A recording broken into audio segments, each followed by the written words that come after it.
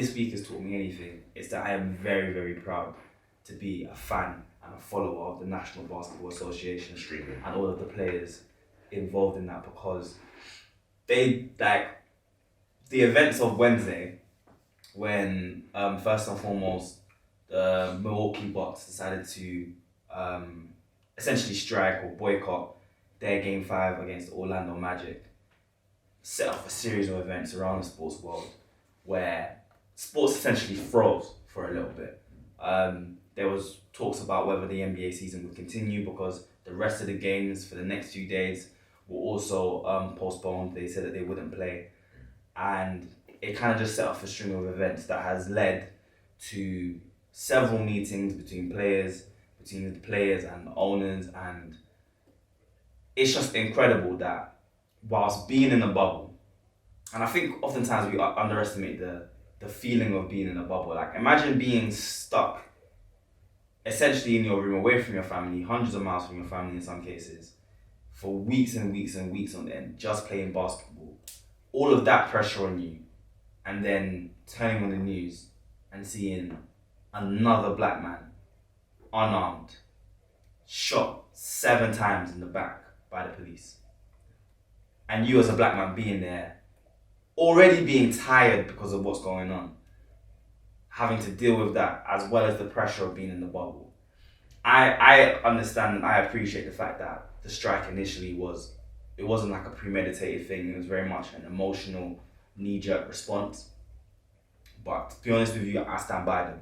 If they had decided they weren't going to play, I would have stood by them, because at this point, we are asking, or so much is being asked of these players in terms of social responsibility, that it's ridiculous, to the point that they're now being told, okay, you can't just strike, think of a policy. They're not policy makers, they're basketball players. Their job is to play basketball. Whatever they do elsewhere, we encourage it for sure, but we can't be looking to them for policy. And first and foremost, we shouldn't be looking to the black community for solutions on the problem that we didn't start. Like, black people in America are victims of an oppressive system. They are the oppressed. It's for the oppressors to figure out a way to stop the oppression. And for everyone that is saying, oh, I saw a few fans on like NBA Twitter saying, I'm not like the direction the NBA is going in. It's too political. If you think asking people, asking police, asking state-funded actors to stop killing black people is political, then you know what? You're not missed. Like, your viewership is not missed. Your membership to the NBA League Pass is not missed, or the illegal streams that you are using are not missed also, because it's not political. It's human rights. It's basic human rights. Stop killing us. Allow us to vote. These are basic things. You know, the fact that LeBron James is having to set up more than a vote in 2020, which is 55 years after the Voting Act was passed, the Voting Rights Act was passed in 1965 in the States, which forbade any measures that essentially disenfranchise people who should be able to vote. It's ridiculous, but that's what he's having to do. And the response of the league to all that's gone on in getting certain measures pushed forward was just incredible. It was incredible to watch, and I was just so proud to be a fan of the league at that time. Yeah, because I have to say, first and foremost, thank God that Jacob Blick survived. Yeah, and I hope he recovers, because they said at the moment he's paralysed from the waist down, but they're not certain whether that's a permanent thing, and so sincere prayers that it's not. Honestly, it's like, how many times are we gonna have to come back and then speak about something else that just happened to another black person? Mm-hmm. It's travesties like this that just make you kind of, not even to get into kind of like political and get away from basketball, but it's kind of like it's important that we keep bringing light to these topics. These topics are very important, and they're very pertinent to kind of the society that we live in today, especially when you're looking at kind of the Trumps of the world and people that are kind of, being very divisive. Things like this, although it's a horrible thing that happened, the way that people have come together to kind of fight against it has been phenomenal. And also, I want to say that we do not give enough praise and accolades to the WNBA. Absolutely. Because the WNBA for the longest time, since their inception, honestly, since their not even inception, talking about for recent events, but just for the longest time, have been bringing light to social injustices everywhere. And the WNBA, especially the players, have been absolutely fantastic. They have never, ever, ever stopped fighting and stopped, just showing and making sure their voices are heard regarding these social injustice issues. And the way that the NBA players have handled this, I commend them. I 100% commend them. It's something that frankly had to be done, because there's only so much you can do with wearing t-shirts with say their name and Black Lives Matter, because at the end of the day, I think it's great that we're doing stuff like that, but it only goes so far. Yeah, it's very easy to switch off of as well. Exactly, switch off, gloss over, kind of, it becomes gimmicky. Yeah. So to speak. So, there's only so much of that you can actually do, and there's only so much of that that it takes you. So for them to actually take, a physical, tangible stance, depicting their disdain with what's happened, with those that have supported it, and I think it's fantastic the way that they've handled it. Now where they go from here with continuing the leagues, today's a Saturday, we're recording on a Saturday. When this comes out, it would have started already, but they're going back to play today. But the next steps are extremely, extremely important, because yes, the display that they put on was great, fantastic, but okay, cool, when play starts again, what happens then? Right. So I think that was a question on a lot of people's minds, and initially that was kind of my knee-jerk reaction to the strikes. I was like, okay, cool, I support you in striking, but are you? And I will echo the point that Jaylen Brown, that was reported that Jaylen Brown made in one of the calls with the players, one of the players meetings, where he was like, look, I want to go home and strike. Like, I'm not strike. I want to go home and protest. I want to be on the front lines. For you guys that are saying you want to go home, are you saying you want to go home because you want to be on the front lines too, because you want to strike as well? Or are you saying you want to go home because you're tired and you want to see your families? Because that's a different reason. Don't use this as an excuse to go home and do that. And that was kind of my mindset. But this alludes back to what we said before the bubble kind of kicked off, before the NBA restart got going, and we mentioned that the players aren't really, like, for a lot of them, with the exception of maybe your LeBron Jameses, they're not all that relevant outside of basketball. Not to be disrespectful, but that's just where it is. They're famous for being basketball players. It's true. When they don't play basketball, we don't talk about them. If they're not doing anything that is related to basketball, there's not much to say about them. They don't have celebrity outside of it. So in terms of making positive impact, protesting is very important in bringing light to situations. But in terms of actually making things happen, it doesn't do a great deal. And a perfect example of this is the fact that since George Floyd was murdered, and it kind of sparked this kind of new flame in the Black Lives Matter movement, how much has actually happened as a result of protests? How much change has actually happened as a result of protests? Yeah, there was that initial wave where there was loads of information and there was loads of protests. Even in the UK with Benny Njinda and with Shukri Abdi, how much is, what result did we get? We got the Met Police saying that they weren't, or the British Transport Police saying that they weren't going to launch an investigation. Protest is great in terms of, raising awareness, but in terms of actually impacting change, there's only so much that it can do. And I think in the case of these NBA players, them being in the bubble meant that they didn't really see how much attention was on them, how much weight their words, and how much power their words carried. And them going home and being in protest, yeah, we see clips of them, we see videos of them, but how much of an impact would that actually have? And I think they've realised that. After the initial, we're not playing, they realised that. And they had the meeting with the team owners. And this was something that we also mentioned beforehand as well, about them holding their teams and their owners to account. And so the NBA and the MBPA released a statement, and there were essentially 3 actions. So in committing to resume play today, Saturday the 29th, my watch has the wrong time, so I don't know.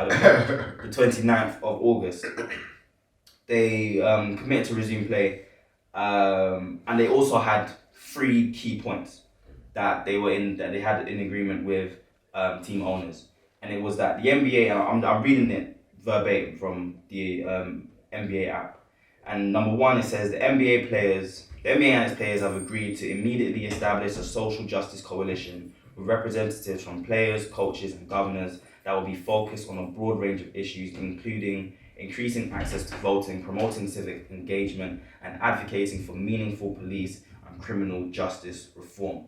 That's the first step. So establishing a dedicated coalition that, in terms of like other reports that have come from it, include grassroots activists, people whose jobs, essentially careers, vocations, is dedicated to this. So them being involved in that. So that's the first bit. Second one is in every city where the league franchise owned and controls arena property, team governors will continue to work with local election officials to convert the facility into a voting location for the 2020 general election to allow for a safe in-person voting option for communities vulnerable to COVID. If a deadline has passed, team governors will work with local election officials to find another election-related use for the facility, including but not limited to voter registration and ballot receiving boards. So it's kind of, I think that's something that for sure a lot of the players have been pushing. Obviously, LeBron with More Than the Vote organization has been pushing, like just voter awareness, voter engagement, and obviously counteracting some of the voter suppression that has taken place in America, which for me, like having studied American civil rights and all that was done to suppress them in voting before, and if you want a crash course of that, watch the film Selma. It's excellent in kind of displaying that. For me, like learning about the fact that that's still going on in certain ways, the way in which they do that is ridiculous, like given the times, but like, at the same time, it's not completely surprising given the fact that they're murdering people in the street. And then lastly, the league will work with players and our network partners to create and include advertising spots in each NBA playoff game dedicated to promoting greater civic engagement in national and local elections and raising awareness around voter access and opportunity. So those were the three main points. So essentially, more information in playoff games regarding voting and everything to do with voting. Essentially providing a space where vast majority of people, or a lot of people who perhaps aren't able to vote on a regular basis due to different forms of voter suppression, are then given those avenues, and then having a dedicated coalition that's working to empower local black communities and work towards social and criminal justice reform. I like, this is my third time reading it, and I'm just like, wow. If I had a trim, hats off. Because like what more can you ask of these guys at this point?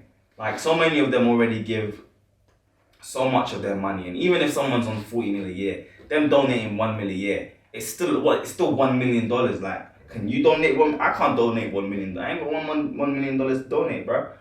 Them doing that is still extremely generous of them, and extremely important. And for them to be in a situation that they're in, that I kind of said already, and to be sitting down and now thinking of policies and thinking of actions to move forward, I'm proud, man.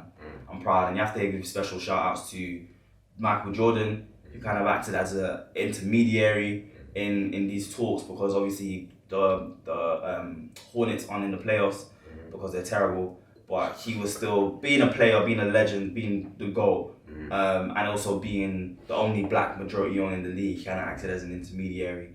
Also, Chris Paul and Russell Westbrook, their role in this as well. President of the Players Association. Yeah, Chris Paul's the president of the Players Association. Chris Paul and Russell Westbrook obviously very close to Michael Jordan, so that's how that connection kind of comes in. And George Hill being the person who kind of initiated the Bucks boycott. Fred VanVleet, I think, Fred VanVleet is in his contract here. Like, if he has a great playoff run, he's looking at big money. Seriously. And he was willing to say, I don't know if I want, like he said, he sat there even before like George Hill, even before the Bucks boycott. He's like, I'm not sure I want to play after what's happened. Like, I think we need to consider whether or not we're going to do this. I think we need to really, really think about it and take some time to think about it, because we can't just keep going through the motions. And also to Kyrie. Yeah. Because Kyrie got a lot of slack. A little bit from me as well. For both of us. Yeah. I mean, rightly so. Doesn't have a great track record. But yeah. And to be fair, it does come back to the, we gave him slack in the sense that, yeah, he was on the whole, he shouldn't play. But again, you kind of come back to the same thing, that there's more power in playing. But still, he was willing he was saying like he's willing to sit down and give it up, and I don't think throwing the whole season away is the answer, and I think the majority of the players agree given what's taken place, but certainly making a statement, and I think in what the NBA have done, they're applying pressure because that NFL season is around the corner. They are applying pressure to that league to say, yo, do something. And I think we spoke about this before, and the NFL and NFL players, if I'm being honest, haven't really done enough in terms of riding like for their people, because like Cap still doesn't have a team, and like this is 4 years on, and I think from the Bucks boycott, it was literally 4 years to the day that Cap took the knee for the first time. Like more things need to happen, and like it makes me embarrassed to be a football fan because we're all here saying kick football out of racism, and we've been saying that for God knows how many years. Kick racism out of football. Kick. Same difference, man. I had to. I'm sorry. Kick racism out of football, but like it's just a pointless diatribe. Like you've got John Barnes on Sky Sports talking about, oh, if you don't like it, stop playing football. Like compare that to NBA. And even going on a tangent, did you see the tweet from Michael Vaughan, the cricket player, when he was talking about Harry Maguire? Saying that they should protect etc, etc. And then with Jofra Archer, he was saying get thicker skin. Yeah. I find it this is a tangent, this is a different sport, but it's there's a clear distinction there, innit? Bro, like do you remember when Sterling and Gomez had that little thing in the City Liverpool game earlier on? I think it was late 2019 or early 2020. And they had a little spat. And he got kicked off the team. Straight off the bat. Straight off. No delay. And Gareth Southgate initially named Harry Maguire in his team, despite the fact that he just got a guilty sentence for assaulting a police officer in a foreign country. Sterling was kicked off so fast, yeah. He'd already been accused and then taken into prison for this allegation. At the time, was an allegation. Yeah. He was already accused of such a thing, and you still put him aside. How does that make sense? And now people question, black people, like, what are you guys talking about? It's just all in your heads, etc, etc. All the narratives that people go with in terms of how black people view the injustices done against us, which rightly so, because there are injustices done against us. Like, what you expect us to do when stuff like that happens, and then you just like Michael Vaughan saying grow thicker skin, and then Sterling sitting there like, I will cut from the team. There's no consistency anywhere. There's none, and it's ridiculous because even my team, Manchester United, saying we stand by our leader. Who's leader? Not my leader. Not my leader, because I've watched Sky Sports vilify and just tear into Paul Pogba on a week-by-week basis. What crime has Paul Pogba committed? Dancing at his brother's wedding? They said, he has a bum ankle, he shouldn't be dancing. First of all, I, as an expert of having bum ankles, you can dance on a bum ankle, bro. You really can. Just because you can do a little shaku doesn't mean that you can play a football game for 90 minutes. I might be in severe pain after, but I can still dance. No, it's not even a matter of being in severe pain. Like, how much pressure are you putting on your ankle doing a small shaku? Bro, it's not like he was trying to like zank you like Beyonce in Black is King. Like, he was just doing small. Am I balancing on one foot? Like, you know what I'm saying? Like, at his brother's wedding, he can't dance at his brother's wedding. He can't put hair dye in his hair. Bro. He can't put dye in his hair. The guy couldn't even recite the Quran. Bruv, he can't have a faith. Bro. He's being vilified for it. He's not serious. He's not dedicated. Where's his heart? Where's Harry Maguire's heart? Because if I remember correctly, I've seen 3 semi-finals this year where our defense has fallen apart and let us down, and he's the leader of that defense. But you don't question his heart. You don't even question his talent, for which he doesn't have very much. You know what somebody said? I've had this. Somebody said that Harry Maguire plays like he's been hit with a flashback.